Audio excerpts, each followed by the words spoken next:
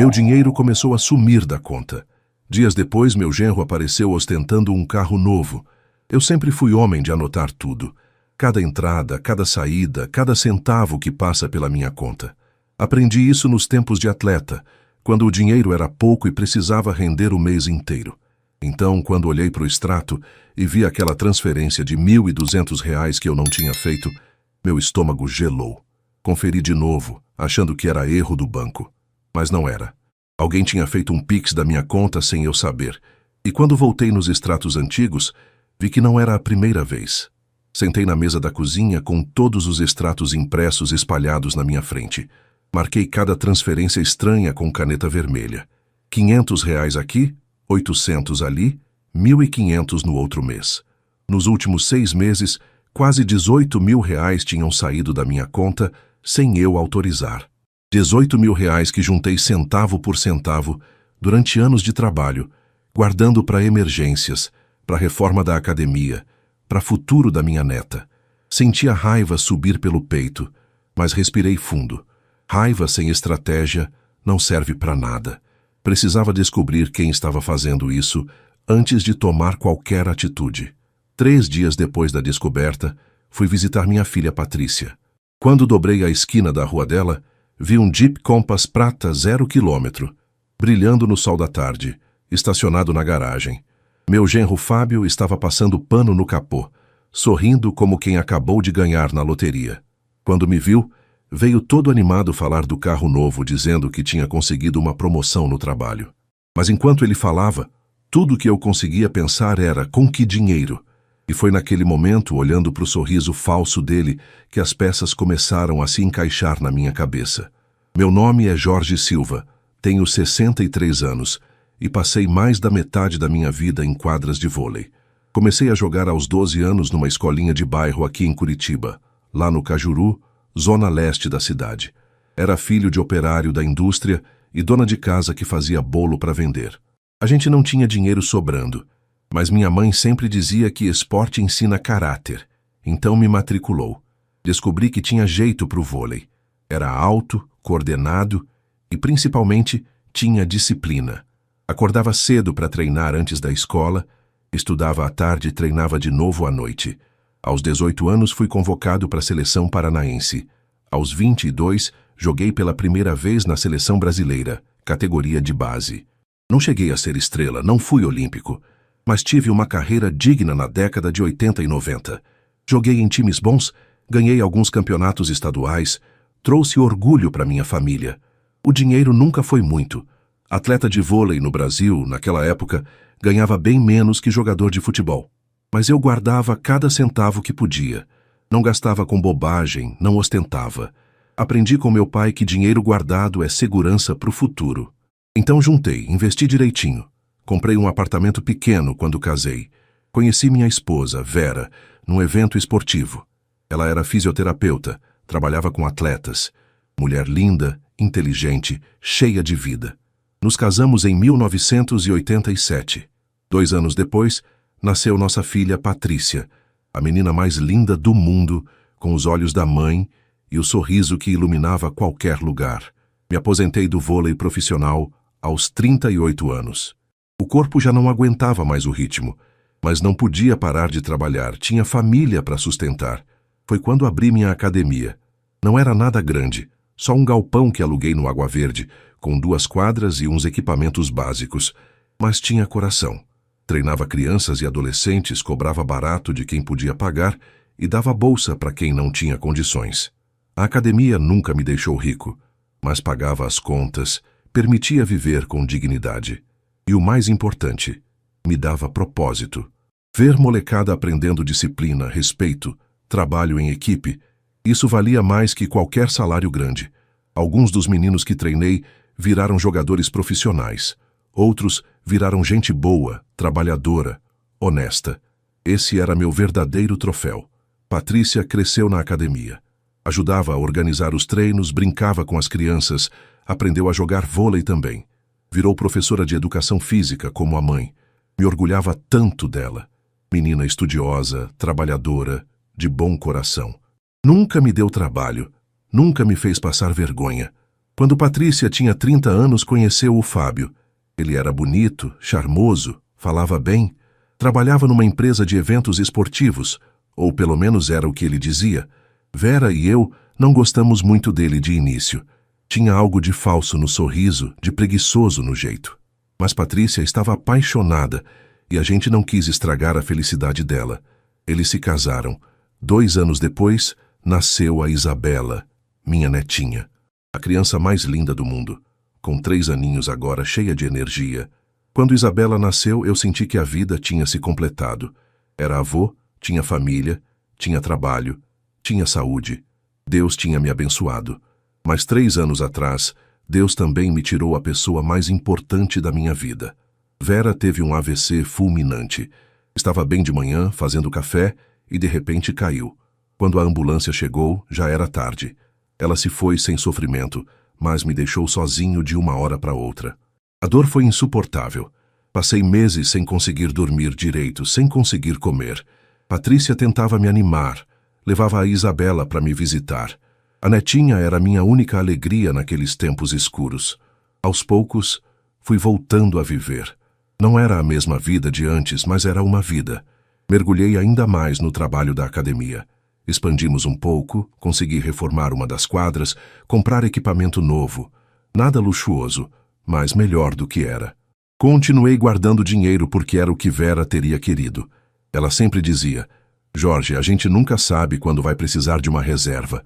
E foi justamente essa reserva, essa poupança de anos e anos de trabalho duro, que começou a desaparecer sem eu entender como. Foi numa terça-feira de manhã, início de março, que notei pela primeira vez. Eu tinha o costume de conferir a conta todo dia 5 do mês, quando cai minha aposentadoria do esporte e o pouco que tiro da academia. Naquela manhã abri o aplicativo do banco no celular para ver se tinha caído tudo certinho. A aposentadoria tinha entrado, R$ 3.400. O pagamento de alguns pais da academia, R$ 1.800. Tudo normal. Mas quando olhei o saldo total, franzi a testa. Estava menor do que deveria, conferi de novo. Tinha uma transferência Pix de R$ 1.200 feita no dia anterior às 11 da noite. Não fui eu que fiz. Tenho só uma chave Pix cadastrada, meu CPF, e uso só para receber, quase nunca transfiro nada. Quando preciso pagar alguma coisa, prefiro boleto ou débito direto. Pensei que podia ser erro do banco, ou talvez alguma conta automática que tinha esquecido. Liguei para o banco. Depois de meia hora esperando, consegui falar com uma atendente. Ela conferiu e disse que a transferência tinha sido feita pelo aplicativo, no meu celular, com minha senha. Não era erro. Fiquei confuso. Perguntei para quem tinha sido enviado. Ela disse que era para uma conta pessoal, mas não podia dar mais detalhes por telefone. Desliguei ainda sem entender. Pensei que talvez tivesse feito e esquecido. Afinal, já tenho 63 anos. Memória às vezes falha. Mas não me convenci, eu anoto tudo. Tenho um caderno onde escrevo cada despesa. E não tinha anotação nenhuma de R$ 1.200. Deixei para lá naquele dia. Mas a pulga ficou atrás da orelha. No fim de semana, sentei na mesa da cozinha com um notebook e pedi os extratos dos últimos 6 meses. Imprimi tudo, peguei caneta vermelha e marca-texto e comecei a revisar linha por linha. Foi aí que caiu a ficha. Tinha outras transferências estranhas. R$ 500 em janeiro, 800 em dezembro do ano passado, 1.500 em novembro, 700 em outubro.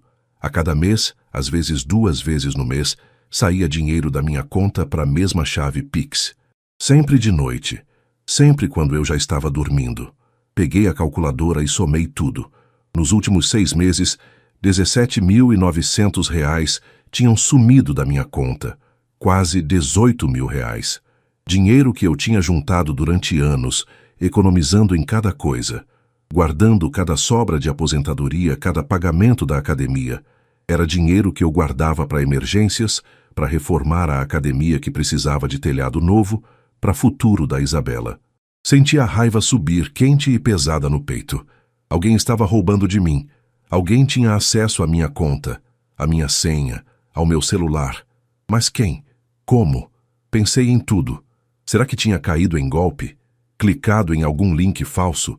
Mas eu sou cuidadoso com isso. Nunca clico em nada estranho, não dou senha por telefone. Não uso internet banking em computador público. E além disso, as transferências eram feitas do meu próprio aparelho, segundo o banco. Será que alguém tinha clonado meu celular? Mas como? Eu deixo ele sempre comigo, durmo com ele no criado mudo, levo ele para a academia, não empresto para ninguém. Só... Espera. Uma memória veio à tona. Uns 6 meses atrás, estava na casa da Patrícia. A Isabela tinha derrubado suco no meu celular. Ele ficou grudento, molhado. Patrícia pegou o aparelho para limpar e disse: "Pai, aproveita e deixa ele aqui comigo carregando. Você usa o meu para qualquer coisa se precisar." Deixei o celular lá carregando e fui brincar com a neta. No dia seguinte, Patrícia trouxe meu celular de volta. Naquela época, meu aplicativo de banco ficava logado, porque achava chato ter que digitar senha toda vez. Será que... Não, impossível. Minha filha jamais faria isso. Jamais. Mas e o Fábio? Afastei o pensamento. Não podia ser. Não queria acreditar. Mas a semente da desconfiança já tinha sido plantada. Resolvi fazer uma coisa. Fui no banco pessoalmente. Falei com o gerente. Expliquei a situação. Pedi para ele checar para quem estavam indo as transferências. Ele consultou o sistema. Ficou em silêncio por um momento, depois olhou para mim com aquela cara de quem vai dar notícia ruim. "Senhor Jorge, as transferências foram todas para a mesma conta.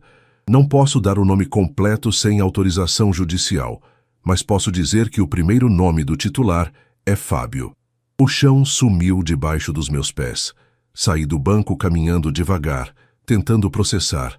Fábio, meu genro, o marido da minha filha, o pai da minha neta, estava roubando de mim há 6 meses. Precisava ter certeza absoluta. Não podia acusar sem provas concretas. Se estivesse errado, destruiria minha relação com a Patrícia. Mas se estivesse certo, Deus do céu, se estivesse certo, o que eu faria? Passei os próximos 3 dias tentando agir normal. Não liguei para Patrícia. Não quis levantar suspeita. Continuei na academia, treinando os meninos, fingindo que estava tudo bem. Mas por dentro, fervia. Na sexta-feira à tarde, decidi ir visitar minha filha. Era algo que fazia direto, pelo menos 2 vezes por semana, para ver a Isabela.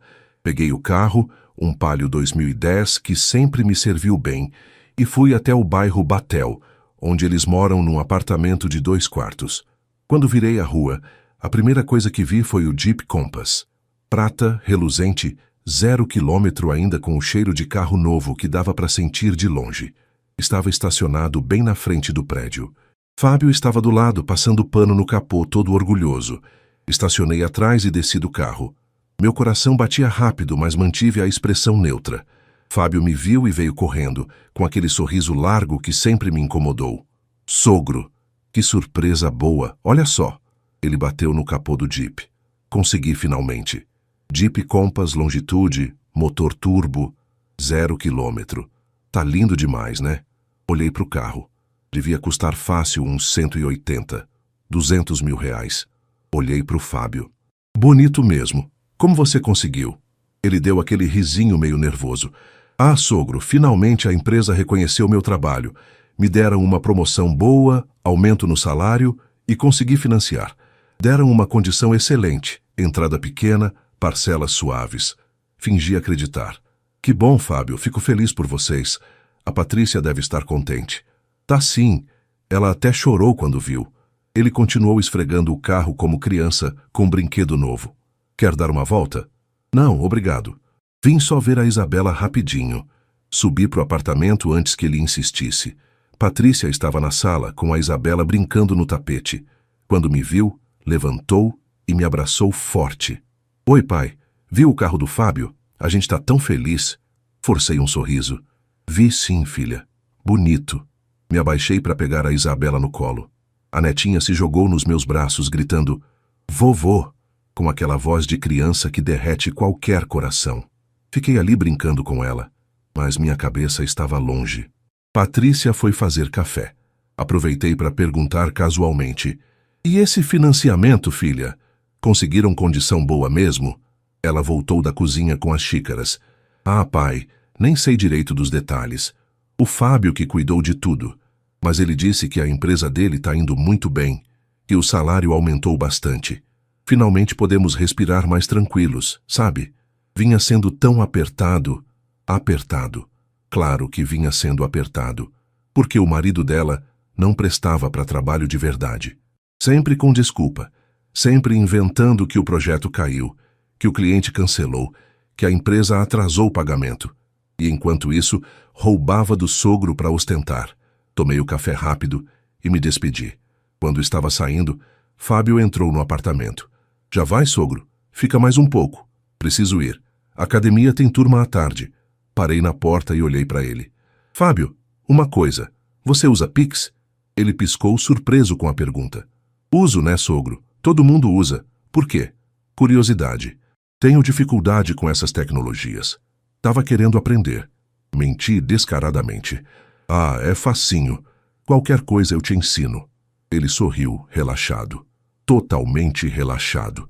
Como se não tivesse nada a esconder. Saí dali com certeza absoluta.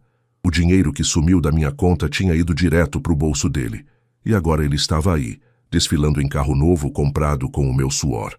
Cheguei em casa e fui direto para o meu pequeno escritório. É só um cantinho da sala onde tem uma escrivaninha, o computador velho e uma estante com troféus da época de atleta. Sentei ali e comecei a montar meu plano. Primeira coisa, precisava de provas concretas. Não podia simplesmente acusar. Precisava ter tudo documentado e refutável. Peguei os extratos de novo, separei cada transferência suspeita, anotei datas, horários, valores. Fiz uma planilha no computador. 18 transferências no total. R$17.900. Segunda coisa, precisava entender como ele conseguiu acesso. Liguei de novo para o banco e pedi para falar com o gerente. Marquei reunião presencial para segunda-feira. Quando sentei na sala dele, expliquei tudo. Mostrei os extratos. O gerente, seu Antônio, um senhor de uns 50 anos que me conhecia há tempos, ficou sério. Senhor Jorge, isso é grave, muito grave. Pelo que vejo aqui, alguém tinha acesso total ao seu aplicativo. Sabia sua senha, tinha o celular em mãos. Como eu descubro exatamente quando e como ele fez isso? Seu Antônio mexeu no computador. Posso puxar o log de acessos. Aqui mostra. A maioria das transferências foi feita entre 20 e 2h30, todas do seu dispositivo autenticadas com sua digital. Minha digital. Claro, meu celular tem leitor de digital. Qualquer pessoa que pegasse ele desbloqueado podia cadastrar a própria digital. Foi exatamente o que Fábio deve ter feito naquele dia que Patrícia ficou com meu celular. Seu Antônio, eu quero fazer boletim de ocorrência. Isso é crime, né? Ele assentiu grave. É sim, senhor Jorge. Furto qualificado pelo uso de meio fraudulento. Pode dar de 2 a 8 anos de prisão. E como é parente, pode ter agravante. Me dá um documento com todas essas informações. Preciso de tudo oficial. Seu Antônio imprimiu um relatório completo. Cada transferência, data, hora, valor, conta destino com nome parcial. Fábio Mipiams. Tudo certificado pelo banco. Guardei aqueles papéis como se fossem ouro. Terceira coisa, procurei um advogado. Não qualquer advogado, mas o doutor Marcelo, que tinha sido atleta comigo nos anos 80. Virou advogado criminalista depois de se aposentar do esporte. Homem sério, competente, de confiança. Marquei com ele numa cafeteria perto do fórum. Levei todos os documentos. Quando mostrei tudo, Marcelo ficou indignado. Jorge, isso aqui é caso de polícia. Você precisa registrar boletim de ocorrência urgente. Eu sei, mas Marcelo é meu genro, pai da minha neta. Se eu fizer isso, acaba com a família da minha filha. Marcelo me olhou nos olhos com aquela seriedade de quem já viu muita coisa na vida. Jorge, ele que acabou com a família quando decidiu roubar você. Você não está destruindo nada, você está fazendo justiça. E mais, se você não fizer nada, ele vai continuar. Vai roubar mais, vai mentir mais, vai destruir sua filha aos poucos. Aquilo caiu como soco no estômago porque era verdade. O que você acha que eu devo fazer? Primeiro, bloqueia o acesso dele imediatamente. Troca todas as suas senhas, cadastra nova digital no celular, ativa a autenticação de 2 fatores em tudo. Segundo, faz o boletim de ocorrência com todos esses documentos. Terceiro, decide se quer processar criminalmente ou tentar resolver fora da justiça. E se eu processar? Ele vai responder por furto qualificado. Com essas provas é condenação na certa.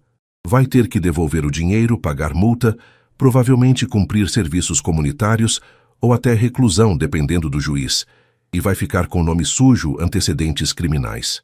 Fiquei em silêncio, processando. Marcelo continuou. Mas Jorge, sinceramente, como seu amigo, não como advogado, esse cara não presta. Ele roubou você durante 6 meses, frio e calculista, comprou o carro zero com teu dinheiro e teve coragem de mostrar na tua cara. Isso não é erro, é caráter podre. Ele tinha razão. Todo mundo tem momento de fraqueza, mas isso não foi momento, foi planejamento, foi crueldade. Foi 6 meses de roubo consciente, deliberado. Vou fazer o boletim, decidi, e vou processar. Mas antes, vou dar uma chance para ele confessar. Marcelo franziu a testa. Não recomendo. Ele pode fugir, pode esconder patrimônio. Não vai ter tempo. Vou fazer do meu jeito, Marcelo. Quero olhar na cara dele. Quero dar a chance de ele assumir o que fez. Se mentir, aí sim vai ver o que é bom para tosse. Saí do encontro com Marcelo com tudo decidido. Passei na delegacia e fiz o boletim de ocorrência. Levei todos os documentos do banco. O delegado, depois de ouvir tudo e analisar as provas, disse que era caso claro de crime. Registrou tudo oficial. Agora vinha a parte difícil. Confrontar o Fábio sem avisar a Patrícia antes. Precisava que ela estivesse presente, que visse tudo acontecer com os próprios olhos. Só assim ela acreditaria. Marquei um almoço de domingo na minha casa. Disse para Patrícia que queria reunir a família, matar a saudade, que fazia tempo que não fazíamos isso. Ela topou na hora, toda animada. Disse que ia levar a Isabela e que o Fábio também ia.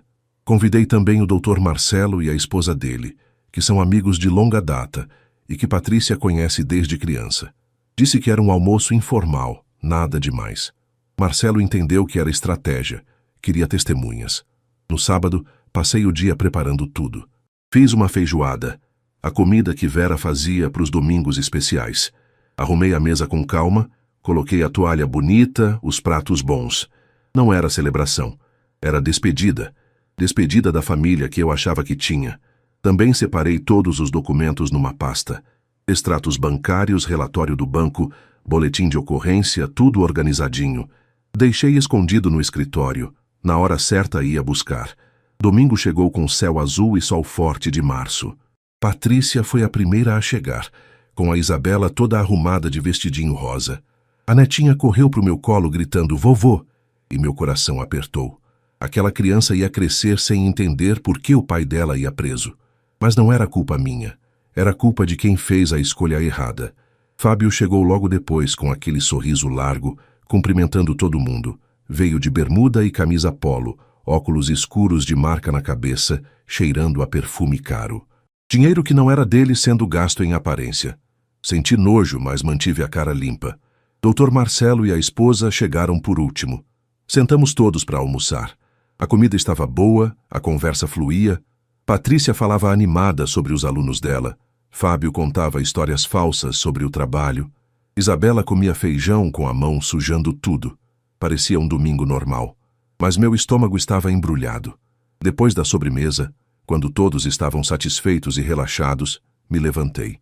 Pessoal, antes de servir o café, queria falar uma coisa importante. Todos olharam para mim. Patrícia sorriu. Fala, pai, tá com cara de quem vai dar notícia boa? Respirei fundo. Não é bem uma notícia boa, filha. É uma coisa séria que preciso resolver aqui, na frente de todo mundo. Fui até o escritório, peguei a pasta, voltei para a sala, coloquei a pasta na mesa. O sorriso de Patrícia sumiu. Pai, o que é isso? Olhei direto para o Fábio. Ele estava tenso, mas ainda tentava manter a pose. Fábio, nos últimos 6 meses, alguém fez 18 transferências da minha conta bancária sem minha autorização. No total, R$17.900 sumiram. Você sabe alguma coisa sobre isso? O silêncio foi total. Patrícia arregalou os olhos. Fábio ficou branco. Eu? Sogro, do que você está falando? Abri a pasta. Peguei os extratos. Tô falando disso aqui. Transferências Pix feitas do meu celular, da minha conta, para uma conta no nome de Fábio M. Sempre de noite, sempre quando eu estava dormindo. Você sabe alguma coisa sobre isso? Ele engoliu seco. Sogro, deve ser engano. Tem um monte de Fábio no Brasil. O banco confirmou que foi pro seu CPF, Fábio. Minha voz saiu dura como pedra. Não é engano. É roubo. Patrícia se levantou da cadeira. Pai, para com isso. O Fábio não faria uma coisa dessas. Faria sim, filha. E fez. Peguei o relatório do banco. Aqui tá tudo. Data, hora, valor, conta destino. Tudo certificado pelo banco. E aqui? Peguei outro papel. O boletim de ocorrência que registrei sexta-feira passada. Fábio levantou também, agora vermelho de raiva ou de vergonha, não dava para saber. Isso é ridículo. Eu não roubei nada de ninguém. Então me explica como quase 18 mil reais saíram da minha conta e foram para tua. Olhei para ele sem piscar. Me explica como você, que estava apertado financeiramente segundo a Patrícia, conseguiu comprar um Jeep Compass 0 km. Me explica, Fábio. Patrícia estava tremendo. Pai, você está acusando meu marido de roubar você? Você enlouqueceu, Fábio? Fala alguma coisa. Fábio tentou manter a pose, mas eu via o desespero nos olhos dele. Patrícia, seu pai está confundindo as coisas. Eu não sei de onde ele tirou isso. Eu vou te ajudar a lembrar. Mantive a voz calma, fria. 6 meses atrás, quando a Isabela derrubou suco no meu celular e você ficou com ele carregando. Você aproveitou que o aplicativo do banco estava logado, cadastrou tua digital no meu celular e começou a fazer transferências. Não foi, Fábio? Ele ficou mudo. Patrícia olhou para o marido, depois para mim, depois para o marido de novo. Fábio, fala que não é verdade. Fala. Dr. Marcelo se manifestou pela primeira vez. Fábio, como advogado, preciso te informar que mentir agora só vai piorar tua situação. Tem boletim de ocorrência, tem provas documentais, tem certificação bancária. Se você admitir e devolver o dinheiro, talvez dê para negociar algo menos drástico. Se continuar negando e isso for para a justiça, a pena vai ser exemplar. Fábio olhou para o Dr. Marcelo, depois para mim. Vi o momento exato em que ele percebeu que não tinha saída. Os ombros caíram. A pose sumiu. Sentou de novo na cadeira e colocou as mãos na cabeça. Eu ia devolver, sussurrou. Patrícia soltou um grito abafado. Fábio, você fez isso mesmo? Você roubou meu pai? Eu estava desesperado. Ele levantou a cabeça, olhos vermelhos. A gente estava quebrado. As contas não fechavam. Eu estava devendo para todo mundo. E a solução era roubar meu pai? Patrícia estava chorando agora. Meu pai, Fábio. O homem que te acolheu na família, que sempre te tratou bem. Eu pensei que ele nem ia notar. Fábio estava descontrolado agora. Ele tem aposentadoria, tem a academia, tem dinheiro guardado. Dinheiro que eu juntei durante 40 anos de trabalho. Cortei duro, centavo por centavo. Acordando 5 da manhã para treinar, suando em quadra, vivendo com pouco para guardar para o futuro. E você achou que tinha direito de pegar sem pedir? Ele abaixou a cabeça de novo. Patrícia estava soluçando. Peguei a Isabela, que tinha começado a chorar também, sem entender o que estava acontecendo, e levei ela para o quarto com alguns brinquedos. Voltei para a sala. Quanto do dinheiro ainda existe? Perguntei. Fábio limpou o rosto. Gastei tudo. A entrada do carro, roupas, eletrônicos, viagem que fizemos no Réveillon. A viagem que vocês disseram que ganhou do trabalho. Lembrei amargo. Mais mentira. Patrícia sentou longe do marido, olhando para ele como se fosse um estranho. Eu não acredito. Você me usou. Usou meu celular, meu acesso ao meu pai, me usou para roubar dele. Eu não queria te envolver. Fábio tentou se defender. Por isso fiz tudo escondido. Você me envolveu no momento que usou meu celular. Patrícia gritou. Você me transformou em cúmplice sem eu saber. Dr. Marcelo olhou para mim. Jorge, o que você quer fazer? Olhei para o Fábio. Olhei para minha filha destruída. Pensei na Isabela no quarto. Pensei em tudo. Quero que ele devolva cada centavo. Quero que assine um termo de confissão de dívida com testemunhas. Quero que venda o carro e todo o eletrônico que comprou com meu dinheiro. E quero que ele responda criminalmente pelo que fez. Pai, não, Patrícia implorou. Por favor, pensa na Isabela. Se ele for processado, vai ficar com antecedente, vai perder emprego, a gente não vai ter como criar ela. Você vai ter, filha. Você trabalha, é capaz, é forte. Você não precisa dele. Olhei para ela com firmeza. E a Isabela vai crescer sabendo que errado não fica impune, que roubar tem consequência, mesmo quando é família.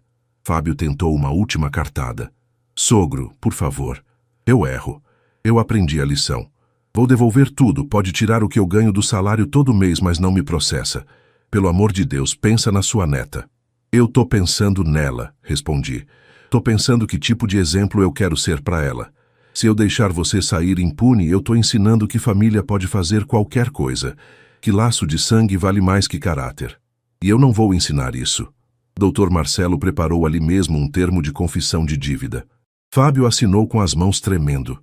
Eu, Marcelo e a esposa dele assinamos como testemunhas. Tudo registrado, tudo oficial. Segunda-feira de manhã esse boletim de ocorrência vira processo, avisei.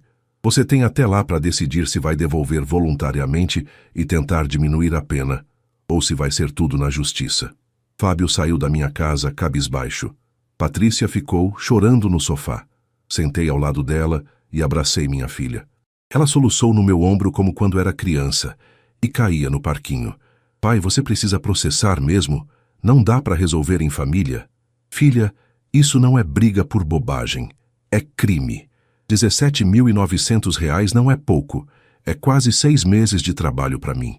E ele fez de forma premeditada, calculada durante meio ano. Não foi erro, foi escolha. Ela chorou mais um pouco. Depois perguntou com a voz pequenininha. Eu fui uma idiota, né? De não perceber? Você foi enganada, filha. Ele te usou. Não é culpa tua. Vou pedir divórcio, ela disse. E algo na voz dela tinha mudado. Não dá mais. Não consigo mais confiar. Abracei ela mais forte. Você vai ficar bem. Você é forte, trabalhadora, honesta.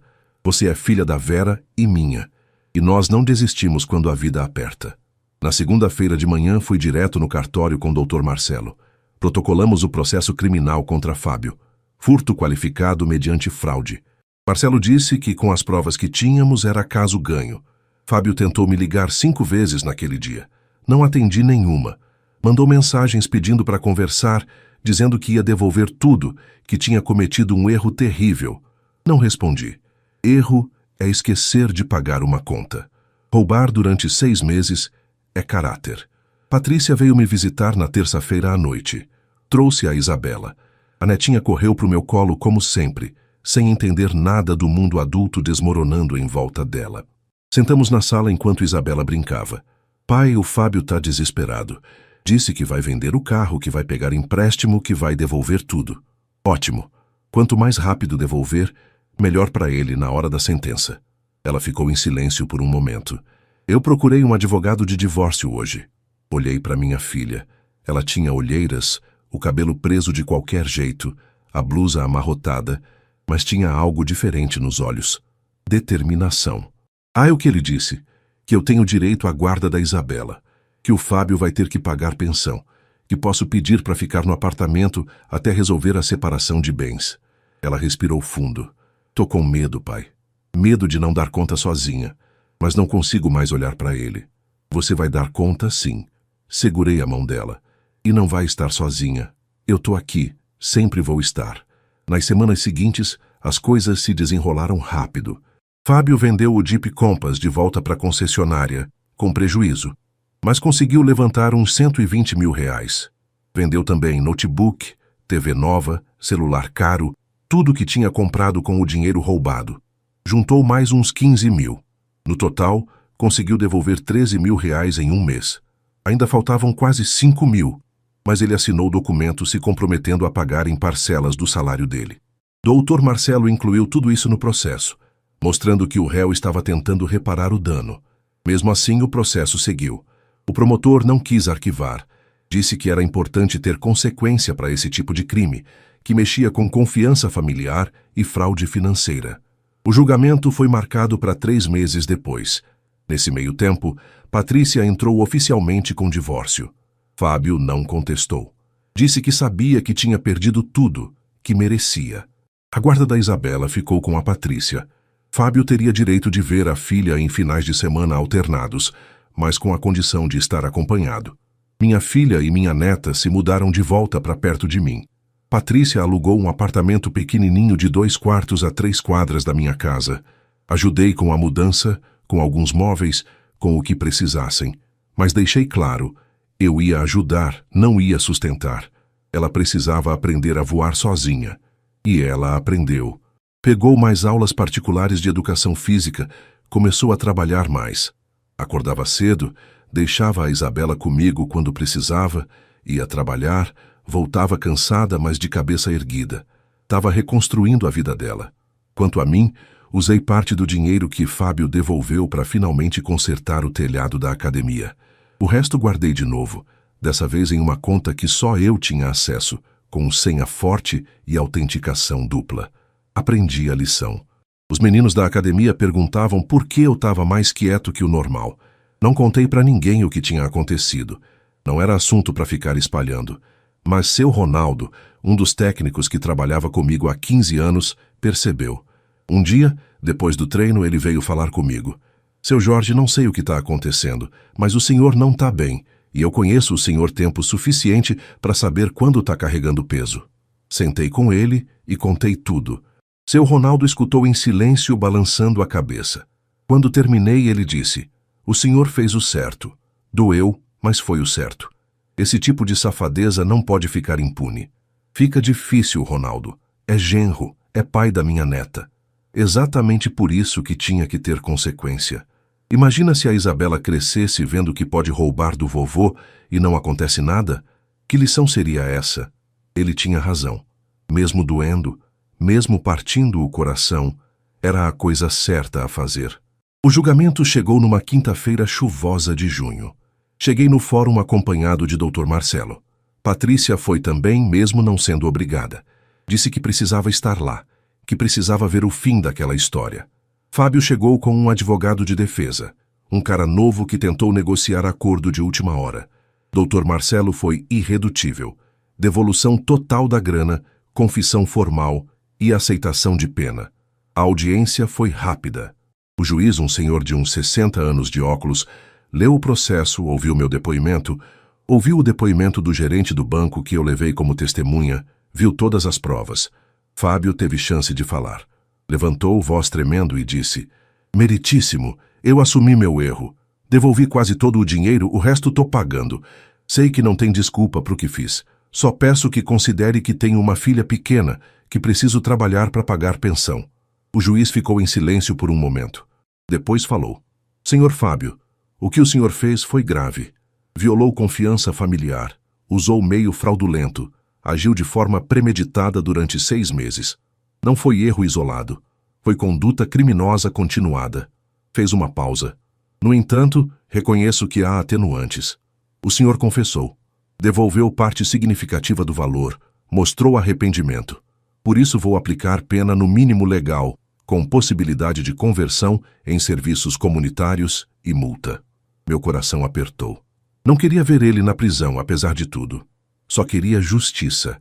Condeno o réu a 2 anos de reclusão em regime aberto, convertidos em 1000 horas de serviços comunitários e multa de 20 salários mínimos. O réu deverá também devolver o restante do valor subtraído no prazo de 6 meses, sob pena de revisão da pena. Além disso, registro de antecedentes criminais permanente. Bateu o martelo. Fábio abaixou a cabeça. Seu advogado saiu correndo para anotar tudo e preparar os próximos passos. Saí do fórum sentindo um peso imenso nos ombros. Não tinha alegria nenhuma, só cansaço. Patrícia me abraçou na porta. Obrigada, pai, por não deixar passar. Eu sei que doeu em você tanto quanto em mim. Doeu sim, filha, mas era necessário. Dr. Marcelo colocou a mão no meu ombro. Você fez o certo, Jorge. Agora vai lá viver tua vida, cuidar da tua neta, tocar tua academia. Esse capítulo acabou. Mas ainda faltava um capítulo, um que eu não esperava. 2 meses depois do julgamento, numa tarde de sábado, estava na academia treinando um grupo de adolescentes, quando Dona Aparecida, a moça que cuida da secretaria, veio me chamar. Seu Jorge, tem uma pessoa querendo falar com o senhor lá fora. Saí e dei de cara com Fábio. Ele estava magro, barba por fazer, roupa simples. Nada do cara metido que ostentava carro. Meu primeiro instinto foi mandar ele embora, mas algo na postura dele, nos ombros caídos, me fez parar. O que você quer? Só 5 minutos, por favor. Depois eu vou embora e nunca mais volto se o senhor quiser. Suspirei. Indicamos um banco ali do lado de fora da academia, debaixo de uma árvore. Sentamos sem se olhar. Fábio começou. Eu vim pedir desculpa, de verdade. Não para tentar reverter nada, não para pedir nada. Só para dizer que o senhor tinha razão. Eu era um merda. E continuo sendo em vários aspectos, mas tô tentando melhorar. Fiquei em silêncio. Ele continuou. Tô fazendo os serviços comunitários num hospital público. Limpo o chão, ajudo a carregar paciente, faço o que mandam. É humilhante? É, mas eu mereço. E sabe o que tô aprendendo? A ver gente de verdade. Gente que sofre, que luta, que trabalha honesto. Deveria ter aprendido isso antes de roubar teu sogro. Falei, duro. Eu sei, e não tenho desculpa. Fui criado com tudo na mão. Achava que o mundo me devia. Quando casei com a Patrícia, pensei que ia continuar tendo tudo fácil. Mas a vida não é assim. E quando apertou, em vez de assumir e trabalhar, eu roubei. Do pior jeito possível de quem confiava em mim.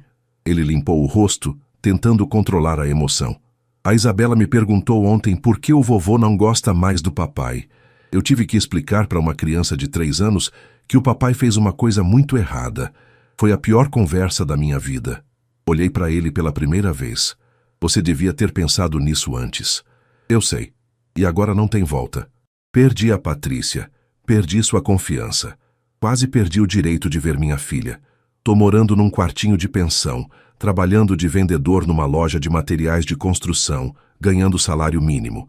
Metade vai para a pensão da Isabela, metade para pagar o que ainda devo para o senhor. E veio aqui para quê? Para eu sentir pena? Não, vim agradecer. Isso me pegou de surpresa. Ele explicou. O senhor podia ter me espancado, podia ter me humilhado publicamente, podia ter feito eu perder tudo de forma muito pior. Mas o senhor foi cirúrgico. Usou a lei, usou a justiça. Me ensinou que consequência existe. E isso, por mais que doa, é um presente. Fiquei sem palavras. Um presente? É, porque agora eu sei quem eu era, e sei quem eu não quero mais ser. Tô longe de ser homem direito, mas pela primeira vez na vida, tô tentando de verdade. Não por obrigação, mas porque vi o exemplo do Senhor. 73 anos trabalhando honesto, guardando centavo por centavo, ajudando molecada pobre, vivendo com dignidade. E eu, com 37, achando que podia roubar isso. Fábio levantou. Só isso que eu queria dizer. Desculpa por tudo e obrigado por não ter me matado quando descobriu, porque Deus sabe que o senhor tinha motivo. Ele começou a andar. Chamei. Fábio. Ele parou e virou. Você ainda deve R$ 4.300. Quero tudo até dezembro. Vai ter, seu Jorge, pode contar. E outra coisa, se você realmente quer ser pai decente para Isabela, prova com atos, não com palavras. Paga a pensão em dia. Aparece nos fins de semana que tem direito. Estuda, cresce, vira gente. Minha neta merece um pai de verdade, não um vagabundo. Ele engoliu seco e assentiu. Vou tentar. Juro que vou tentar. Ele foi embora, e eu fiquei ali sentado, processando. Não tinha perdoado. Perdoar não significava esquecer ou fingir que não aconteceu. Mas pela primeira vez, vi arrependimento genuíno. E isso, de alguma forma estranha, aliviou um pouco o peso que eu carregava. 6 meses depois, em dezembro, Fábio terminou de pagar o último centavo que devia. Trouxe pessoalmente, numa sexta-feira à tarde. Não quis entrar na academia. Só me entregou o envelope com o dinheiro e disse, tá tudo aí, seu Jorge. Quitado. Conferi. R$ 4.300 em dinheiro. Recibo eu mando por e-mail, falei. Ele acenou e ia embora quando falei, Fábio. Ele parou. Patrícia me contou que você não perdeu nenhum fim de semana com a Isabela e que tá pagando pensão em dia. Tô sim, senhor. Continue assim. Foi tudo o que disse. Ele sorriu pela primeira vez, um sorriso cansado, mas genuíno, e foi embora. Usei aquele dinheiro todo, os 17.900 que recuperei, para fazer algo que Vera teria adorado. Criei um fundo de bolsas permanente na academia. Todo ano, 5 meninos de família pobre ganham bolsa completa. Treino, uniforme, equipamento, tudo pago. A única condição é manter nota boa na escola e respeitar os outros. No dia da inauguração do programa, convidei Patrícia e Isabela. Minha filha tinha engordado um pouco, estava com o cabelo arrumado, sorrindo de verdade. Tinha conhecido um rapaz na academia onde ela trabalhava, professor de natação, gente boa. Não estava namorando ainda, mas dava para ver que tinha interesse mútuo. E o mais importante, ela estava feliz. De verdade. Isabela tinha crescido agora com 4 anos, falante, esperta, corria pela academia me chamando de vovô, ajudava a distribuir as bolsas para os meninos novos. Quando via ela ali, cheia de vida e inocência, agradecia a Deus por ter tido coragem de fazer o que era certo, mesmo doendo. Naquela noite, sozinho em casa, sentei na varanda com uma foto de Vera na mão. Amor, fiz o que você teria feito. Não aliviou, não passou pano. Doeu como o diabo, mas era necessário. A Patrícia tá bem, a Isabela tá crescendo linda e a gente tá ajudando mais meninos a terem chance. Senti o vento bater no rosto, suave e quente. E eu sabia, no fundo do coração, que ela estava orgulhosa. Olhei para o céu estrelado e pensei em tudo. Na carreira de atleta, nos anos de trabalho duro, na academia que construí, na filha que criei, na neta que estava crescendo, no genro que roubou, mas que talvez tivesse aprendido. Pensei também em quantas famílias passam por isso e fingem que não aconteceu. Quantos pais e mães escondem roubo de filho, de genro, de nora, com medo de destruir a família. Mas a verdade é que quem destrói a família é quem rouba, quem mente, quem trai a confiança, não quem faz justiça. Fazer o certo nem sempre é fácil. Às vezes machuca, às vezes te faz passar por vilão, às vezes te fazem questionar se você está sendo duro demais, cruel demais. Mas no final, quando você olha no espelho e sabe que agiu com integridade, que não foi conivente com o errado só porque era família, aí você dorme em paz. Minha vida inteira foi sobre isso. Disciplina no esporte, honestidade no trabalho, caráter nas relações. Eu não ia jogar tudo isso fora só porque era meu genro. Não ia ensinar para minha neta que roubar do vovô não tem consequência. E sabe o que mais me deixa em paz? Fábio não foi preso. Tá trabalhando, pagando suas contas, vendo a filha. Tá reconstruindo a vida dele do jeito certo, pela primeira vez. Será que isso teria acontecido se eu tivesse passado pano? Não. Ele teria continuado achando que podia fazer errado e sair ileso. Às vezes, o amor verdadeiro não é proteger da dor. É deixar a consequência ensinar. É ser firme quando todo mundo espera que você alivie. É escolher o certo em vez do fácil. Levantei da cadeira, guardei a foto de Vera e fui para dentro de casa. Amanhã tinha treino cedo com os meninos. Tinha academia para tocar. Tinha neta para buscar na escolinha. Tinha vida para viver. E essa vida construída com suor, honestidade e dignidade, ninguém ia tirar de mim. Nem com mentira, nem com roubo, nem com chantagem emocional. Porque eu sou Jorge Silva, ex-atleta, pai, avô, dono de academia e, acima de tudo, homem de caráter. E caráter não se negocia, nem por sangue, nem por nada.